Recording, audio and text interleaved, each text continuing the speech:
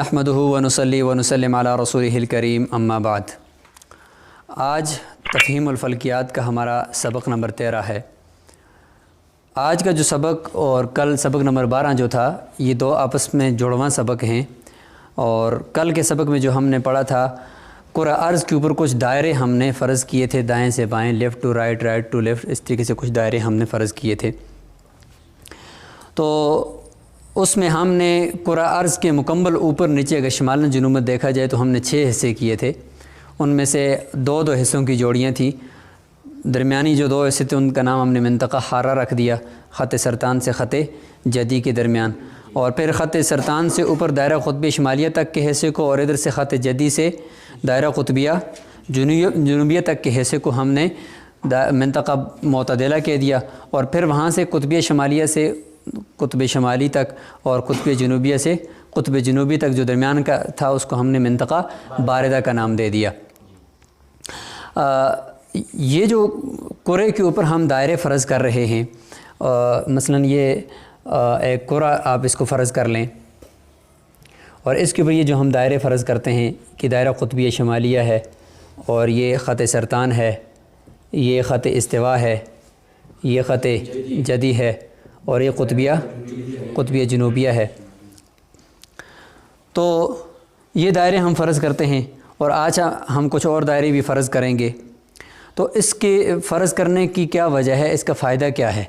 जब आप कहते भी हो कि ये फ़र्ज़ी दायरे हैं, तो फिर फ़र्ज़ करने की क्या ज़रूरत है? ज़मीन के ऊपर तो कोई दायरा हमें नज़र नहीं आ रहा, ज़मीन के ऊपर कोई ख़त हमें लगा हुआ, इक्वेटर हमें नज़र नहीं आ रहा, सरतान हमें नज़र नहीं आ रहा, जदी हमें नज़र नहीं आ रहा कि कहाँ से गए हो। तो ये फ़र्ज़ी दायरे क्यों आपने फ़र्ज़ किए?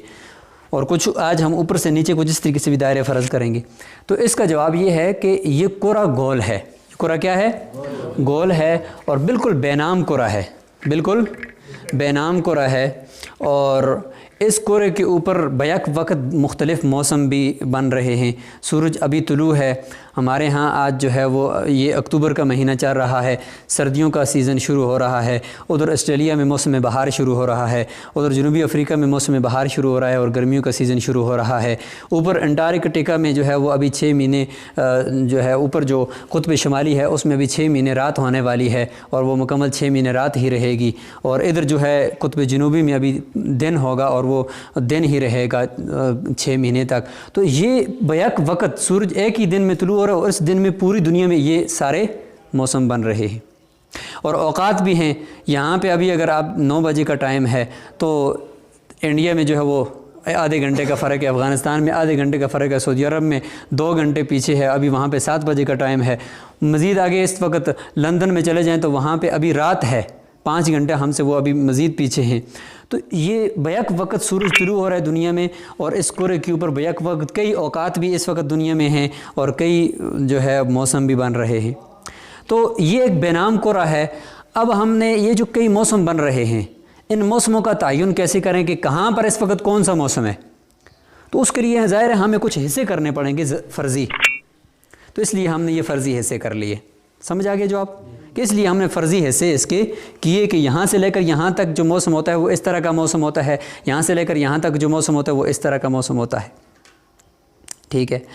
अच्छा, दूसरी एक और चीज़ कि ये फ़र्ज़ी दायरे हम इसलिए करते हैं कि अब आपको पता है कि ये ज़मीन गोल है, और इसके अंदर जो है तकरीबन 70% हिस्से पर तो सारा पानी ही पानी है, और बाकी जो है खुश्की है। तो ये जो खुश्की के अंदर जो ममालिक पाए जाते हैं, बर्र आज़म जो कहते हैं, बर कहते हैं खुश्की को, और आज़म का नाम बड़े बड़े, तो बड़े बड़े 7 बर्र आज़म हैं। इनके अंदर फिर मुल्क हैं, कई सैकड़ों में फिर ममालिक हैं इसके अंदर। इन मुल्कों में से हर एक मुल्क का तयन हम कैसे करें? इस कुरे के ऊपर हम कैसे कहें कि ये मुल्क शमाल में वाक़या है? हमें कैसे पता चलेगा कि ये मुल्क जुनूब में वाक़या है? वो शमाल और जुनूब का कोई नुक्ता होगा ना, कि यहाँ से ऊपर शमाल है और यहाँ से नीचे जुनूब है, और मशरक़ और मगरब के दरमियान भी कोई नुक्ता होगा ना, कोई ख़त होगा ना जो हमें बताएगा कि इससे इस तरफ मशरक़ होगी भाई, इस तरफ मगरब होगी। जैसे कि हर मुल्क के दरमियान एक हद है कि यहाँ बार्डर है, इससे इस तरफ अफ़गानिस्तान है, इस तरफ पाकिस्तान है, इस तरफ इंडिया है, इस तरफ पाकिस्तान है। तो इस कुरे के ऊपर भी तो हमें कोई ख़त खींचना चाहिए फ़र्ज़ी के, जिससे हमें पता चले कि इससे इस तरफ अफ्रीका है, इस तरफ अमेरिका है। ठीक है जी। तो हमें किस तरीके से पता चलेगा इस कुरे के ऊपर कि भाई फ़लाँ मुल्क जो है वो मशरक़ में है या मगरब में है? तो इसलिए हमें कुछ फ़र्ज़ी दायरे करने पड़ते हैं इस कुरे के ऊपर, ताकि हमें इन चीज़ों का पता चल जाए, किसी भी मकाम का तयन हो जाए कि ये मकाम शमाल में है या ये मकाम जनूब में है या ये मकाम मशरक़ में है या मगरब में है। इसलिए हमें ये फ़र्ज़ी दायरे करने पड़ते हैं, अगरचे हमें नज़र नहीं आ रहे फ़र्ज़ी दायरे, लेकिन ये हैं, हमने अपने आप को समझाने के लिए ये फ़र्ज़ी दायरे कायम किए हैं। अब आते हैं असल बहस की तरफ। कल हमने ज़मीन के हिस्से इस तरीके से किए, ठीक है, शमाल और जनूब। ऊपर हमने शमाल रख दिया, नाम इसका नॉर्थ है, और नीचे जनूब रख दिया, साउथ है। हमारा ये दावा है कि इस तरफ जो है वो मशरक़ है, ईस्ट है। क्या है? ईस्ट है, यानी मशरक़ है, और इस तरफ मगरब है, यानी वेस्ट इसको कहते हैं। शिमाल और जनूब तो हमने ज़मीन के हिस्से कर दिए। इससे हमें मौसम बनते नज़र आए कि यहाँ पे मौसम गर्म होगा इस मंतके में, इन 2 मंतकों में मोतदिला, इन 2 मंतकों में बारिदा रहेगा। ये हमें समझ में आ गया। अब हम किसी भी मकाम का तयन करते हैं आज, कि किसी भी मकाम को, किसी मुल्क को, किसी जगह को, अभी यहाँ पे हम बैठे हुए हैं, ये जो जगह है, ये जगह मशरक़ में है या मगरब में है, शमाल में है या जनूब में है। इसके तयन के लिए आज हम कुछ पैरामीटर तय करते हैं, कुछ हद तय करते हैं। तो याद रखें कि किसी भी मकाम का शमाल या जनूब, इसके दरमियान जो हद है वो ख़त इस्तिवा है। वो क्या है जी? ख़त इस्तिवा। ख़त इस्तिवा से ऊपर जो है वो क्या होगा? शमाल होगा, और नीचे जनूब होगा। शमाल के साथ प्लस का निशान भी आ जाता है, और जनूब के साथ माइनस का निशान भी आ जाता है। तो शमाल और जनूब, किसी भी मकाम का शमाल और जनूब के दरमियान जो हदबंदी है वो क्या है जी? मबदा जिसे कहते हैं, वो है जी ख़त इस्तिवा। ठीक है। मशरिक़ और मगरिब का मबदा क्या है? मशरिक़ इससे इस तरफ मशरिक़ होगी, इस तरफ मगरिब होगी। ठीक है। इससे पहले मैं आपको तूलुल बलद और अर्जुल बलद समझा दूँ, फिर हम उस मशरिक़ की हद की तरफ जाते हैं।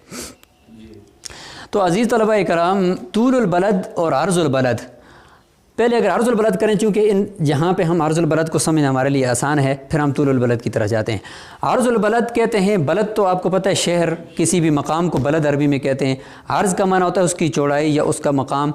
तो अर्जुल बलद की तारीफ़ आपको किताब के अंदर ये मिलेगी कि किसी भी मकाम का शिमाल या जुनूब में जो फ़ासला है, दरजाती फ़ासला, उसको कहते हैं अर्जुल बलद।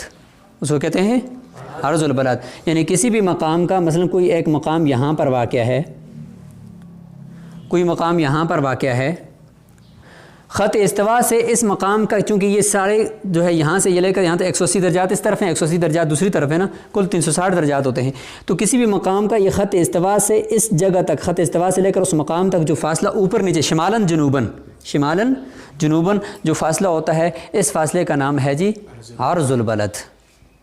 तो अर्जुल बलद का जो मबदा है वो ख़त इस्तिवा है, और ख़त इस्तिवा से ऊपर नीचे किसी भी मकाम का तयन, कि मिसाल के तौर पर ये बटल है, तो ये बटल के बारे में हम किसी को बताएं कि भाई ये बटल वहाँ पर वाक़ है। जैसे कि आप कहते हैं कि भाई अगर आप बाज़ार में जाते हैं तो आप यहाँ दोराहा से ऐसे जाएंगे, यहाँ से लेफ़्ट साइड में मुड़ेंगे, आगे जो है वो फ़लाँ जनरल स्टोर आएगा, उससे आप थोड़ा सा अंदर एंटर होंगे तो आप आगे अपने मकाम पर पहुँच जाएंगे।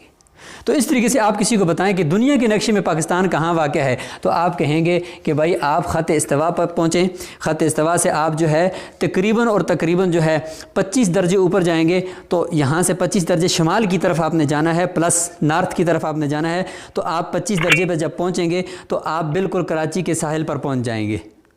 और मज़ीद अगर आप मानसरा तक पहुँचना चाहते हैं, बटल तक पहुँचना चाहते हैं, तो आप यहाँ से 34 दर्जे गिने, ख़त इस्तिवा से 34 दर्जे शुमार करें और ऊपर जाएं तो आप बिल्कुल बटल के अंदर होंगे। तो आप किसी को मकाम का तयन बताते हैं, तो शमालन जुनूबन अगर बताना चाहते हैं तो आप अर्जुल बलद के ज़रिए से बताएंगे। और अर्जुल बलद को इंग्लिश में कहते हैं लेटीट्यूड। क्या कहते हैं? लेटीट्यूड। गूगल पे आप सर्च करेंगे तो आपको आपकी जगह का लेटीट्यूड वो इस तरीके से आप LATI इस तरीके से लेकिन लेट भी लेकिन फिर फ़ौरन वो आगे दे देगा और आप अपने जगह तक के लेटीट्यूड तक पहुंच जाएंगे। तो लेटीट्यूड आज आपको ये समझ में आ गया कि किसी भी मकाम का ख़त इस्तिवा से शिमालन जुनूबन ज़ावियाई फ़ासला, इसको कहते हैं अर्जुल बलद। ज़ावियाई फ़ासला का क्या मतलब है, अब वो मैं ज़रा समझाना चाहता हूँ। यहाँ पर हकीकत में ये जो कुरा है इसके अंदर एक मरकज़ भी है ना, हमने पढ़ा था मरकज़। तो मिसाल के तौर पर मैं इस कोरे को यहाँ पे काट कर इसका अंदर मरकज़ में आपको दिखा देता हूँ। ये इसका मरकज़ है और ये ऊपर क्या है जी, कोरा है। ये ख़त इस्तिवा है, मरकज़ के बिल्कुल ऊपर से गुजर रहा है, चूँकि दायरा अज़ीम है ना, तो मरकज़ के ऊपर से गुजर रहा है और कोरे को दो बराबर हिस्सों में मिसाल के तौर पर तकसीम कर रहा है। ये एक मकाम है, मिसाल के तौर पर यहाँ पे ये मकाम है पाकिस्तान। आप चाहते हो कि भाई मैं किसी को बताऊं कि पाकिस्तान शिमाल की तरफ इतने दर्जात पर है ख़त इस्तिवा से, उसका अर्ज़ुल बलद ये है, तो यहाँ से अर्ज़ुल बलद ये यहाँ से 0 दर्जा शुरू हो जाएगा, क्योंकि ख़त इस्तिवा है ना यहाँ से, तो यहाँ से दर्जात हम नापेंगे ऊपर, ठीक है। तो एक लाइन ये चली गई ख़त इस्तिवा की मरकज़ से, ये गोए के अंदर मरकज़ से जा रही है। गोए कि अगर मरकज़ हम यहाँ पे फ़र्ज़ करें तो ऐसे एक लाइन आ रही है सीधी ख़त इस्तिवा के ऊपर, मरकज़ से अंदर से लाइन एक आ रही है ख़त इस्तिवा के ऊपर।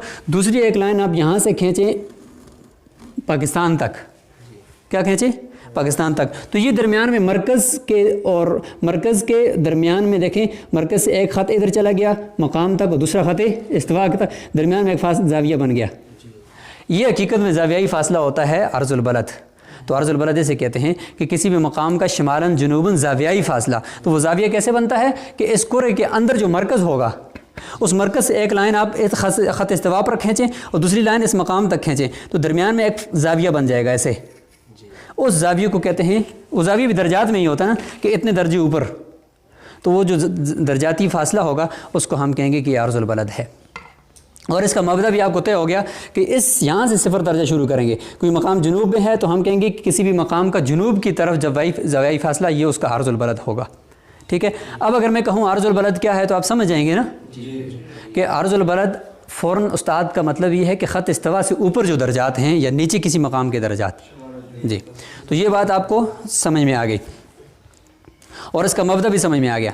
अब हम चलते हैं तूलुल बलद की तरफ। तूलुल बलद, किसी भी मकाम का तूल वो कैसे मालूम करना है, चूँकि शुमाल जनूबन तो हमें मकाम का तयन हो जाएगा, लेकिन अब तक बात क्लियर नहीं है कि भाई ये जो पाकिस्तान है ये मशरिक में है या मगरब में है। इधर इधर तो तय नहीं हुआ ना, ऊपर नीचे तय हुआ है। तो किसी भी मकाम का शर्कन गरबन ज़ावियाई फ़ासला ये तूलुल बलद कहलाता है। किसी भी मकाम का शर्कन गरबन ज़ावियाई फ़ासला ये क्या कहलाता है, तूलुल बलद कहलाता है। और इसके लॉन्गिट्यूड कहते हैं, इसे क्या कहते हैं, लॉन्गिट्यूड कहते हैं। मिसाल के तौर पर तूलुल बलद की जो लकीरें होती हैं वो ऐसे होती हैं, ऐसे लगती हैं बिल्कुल इस तरह, इस तरह। ये है जी तूलुल बलद कि किसी भी मकाम का मशरक़ या मगरब की तरफ जो फ़ासला है। आप किसी को बताते हैं कि भाई पाकिस्तान जो है वो मशरक़ में है, तो कैसे बताएंगे कि किसी भी मकाम का ख़त गरीनज से शर्कन या गरबन ज़ावियाई फ़ासला। मिसाल के तौर पर जिस तरीके से अर्ज़ुल बलद के लिए हमने मबदा करार दिया है, 0 दर्जा करार दिया है ख़त इस्तिवा को, इक्वेटर को, तो तूलुल बलद के लिए भी कोई 0 दर्जा होना चाहिए कि इससे इस तरफ क्या होगा मगरिब और इस तरफ क्या होगा मशरिक। तो उसका जो 0 दर्जा है वहाँ पे जो ख़त खींचा गया है उसको कहते हैं ख़त गरीनज। उसका नाम क्या है जी, ख़त गरीनज, ख़त गरीनज।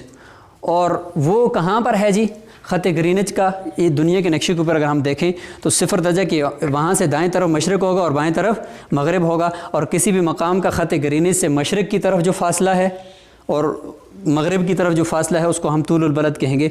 तो वो है जी लंदन के अंदर, यानी इंग्लैंड का जो शहर लंदन है इससे 9 मील दूर एक कस्बा है जिसका नाम है ग्रीनच, जिसका नाम है जी ग्रीनच।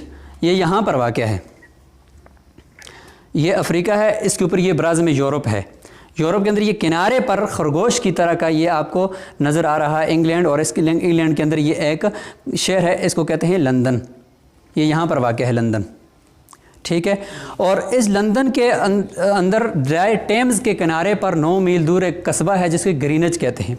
और ग्रीनच के कस्बे के अंदर एक शाही रसदगाह है, बहुत बड़ी रसदगाह है, जिसमें वो तहकीक करते हैं खला की और तमाम सैयारों की, और उसमें तहकीकात होती हैं। उस रसदगाह के अंदर एक बाग के अंदर एक ख़त फ़र्ज़ किया गया है। बाग के अंदर क्या किया गया, शिमालन जुनूबन एक ख़त फ़र्ज़ किया गया इस तरीके से। और उस ख़त को वो कह रहे हैं कि भाई ये ख़त तूलुल बलद का 0 दर्जा है, ये तूलुल बलद का 0 दर्जा है। इसके चूँकि हम साइंसदान हैं तो हमारी तहकीक है, तो जहाँ पर हम वाक़ हैं यहीं से हम 0 दर्जा मानेंगे। लिहाजा इससे इस तरफ मशरिक़ होगा और इस तरफ क्या होगा मगरब होगा, और इस तरफ के इलाके को ये प्लस के साथ करार दे देते हैं और मगरब वाले को माइनस के साथ।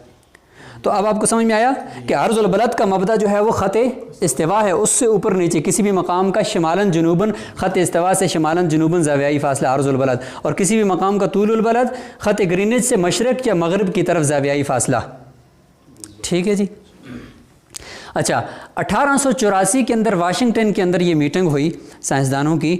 1884 से पहले जो ये तूलुल बलद का सिफर दर्जा था वो ये नहीं था, ये ख़त ग्रीनिज नहीं था, वो जज़ायर खालिदात था, जिसे आजकल कैनरी आइसलैंड कहते हैं। क्या कहते हैं? Canary Iceland. ये अफ्रीका के बिल्कुल मगरब में ये छोटे छोटे कुछ जज़ायर हैं, जज़ायर खालिदात इनको कहा जाता है, जज़ायर खालिदात। ये अफ्रीका के बिल्कुल मगरब में हैं और बाहर ओक़यानूस के बिल्कुल मशरक़ी किनारे पर हैं, क्योंकि उस वक़्त 1884 से पहले पहले चूँकि ये अमेरिका तो दरियाफ़्त ही नहीं हुआ था, सिर्फ यही दुनिया थी। सहाबा कराम के दौर से लेकर 18वीं सदी तक यही दुनिया थी। ठीक है जी।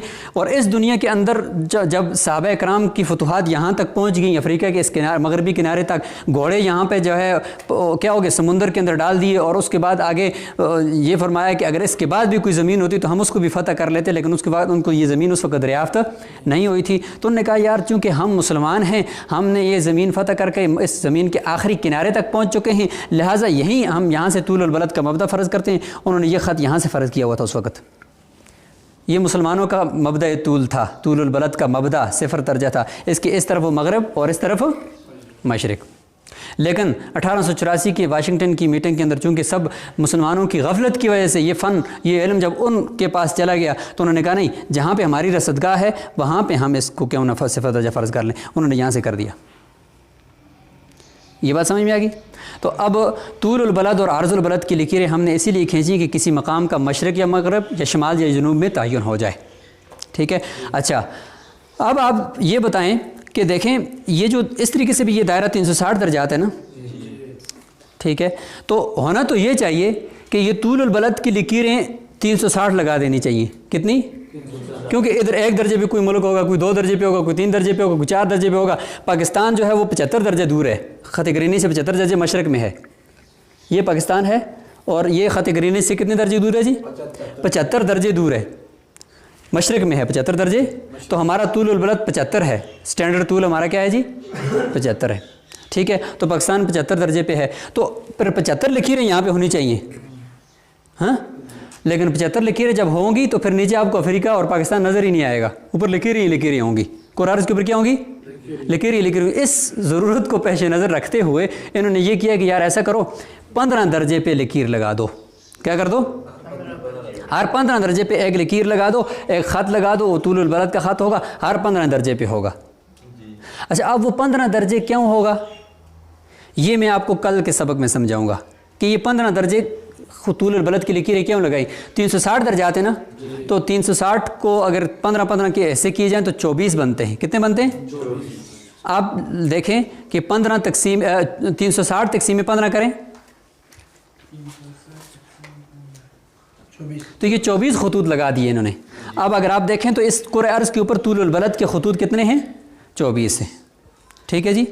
और उन्होंने ये कह दिया कि भाई ये जो ख़त ग्रीनेज है इससे इस तरफ 12 खतूत जहाँ तक जाकर पूरे होंगे तो इससे इसके बैक साइड में वहाँ तक मशरक़ होगा, वहाँ तक क्या होगा, और इधर से जो मगरिब की तरफ हम 12 खतूत लगाएंगे तो 180 दर्जात जहाँ पे आकर पूरे होंगे तो 180 360 होता है, तो वहाँ पर आकर वो मगरिब होगा। तो इधर से 180 पे मशरक़, इधर से 180 पे मगरिब, और इन दोनों के जहाँ पे आकर ये मशरक़ और मगरिब मिलेंगे इसके पीछे भी एक ख़त इन्होंने फ़र्ज़ किया है, बिल्कुल इसकी बैक साइड में 180 दर्जे पे। उस ख़त का नाम भी हम कल इंशाल्लाह रख लेंगे और वहाँ पे मज़ीद हम उसके मतलब कुछ अहम तशरीह है वो कर लेंगे। तो आज का सबक आपको समझ में आ गया। तो इंशाल्लाह कल भी इसी के मतलब ही बात होगी, इन्हीं तूलुल बलद और इन्हीं अर्ज़ुल बलद के खतूत। तो आखिर में ये बात कि तूलुल बलद के खतूत 24 हैं, अर्ज़ुल बलद के खतूत 11 हैं, जिनमें से 5 हमने उस दिन पढ़ लिए। उनमें से ख़त सरतान, जदी, कुतुबिया शुमालिया और कुतुबिया जनूबिया। अस्सलामु अलैकुम रहमतुल्लाहि व बरकातुहू।